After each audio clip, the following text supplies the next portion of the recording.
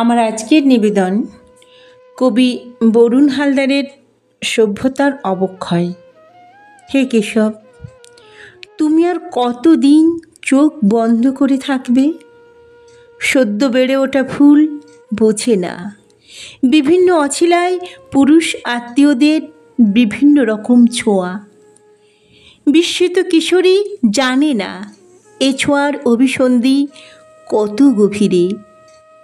Coaching ক্লাসে, ভিড়ে ঠাসা বাসে, ট্রেনে অসহায় অবস্থায় বিভিন্ন বয়সের পুরুষ বিভিন্ন রকম ছোঁয়ার লাম্পট্য প্রমাণ করে। সংশয় বুকে নিয়ে তিলোত্তমারা শির তারা শক্ত করে এগিয়ে চলে। শিক্ষাক্ষেত্রে, কর্মক্ষেত্রে পুরুষের চোখে চোখ রেখে দক্ষতা প্রমাণ করে। জংধরা সমাজের বুকে প্রগতি উপহার দেবার আশায় দিকে দিকে কা পুরুষের পাশবিক পৌরুষ জেগে ওঠে যখন তখন।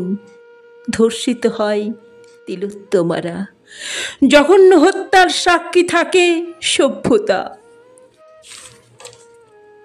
ভাঙাচোরা মনে যেসব ফুল বেঁচে থাকে, বেঁচে থেকে তারা প্রতিদিন মরে। মেঘ আর গ্লানি আজীবন বয়ে বেড়ায়।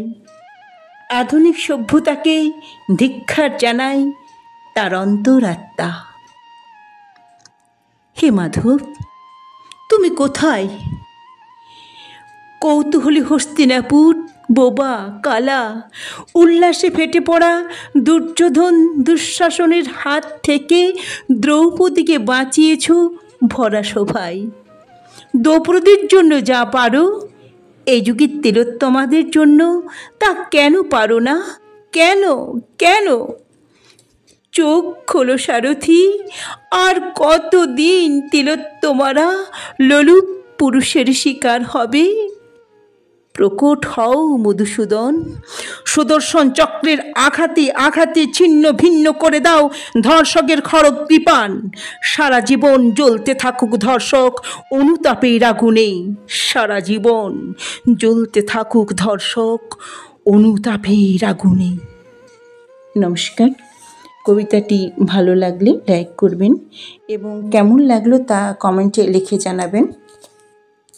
আবার এরকম কবিতা শোনার জন্য চ্যানেলটিকে অবশ্যই সাবস্ক্রাইব করবেন।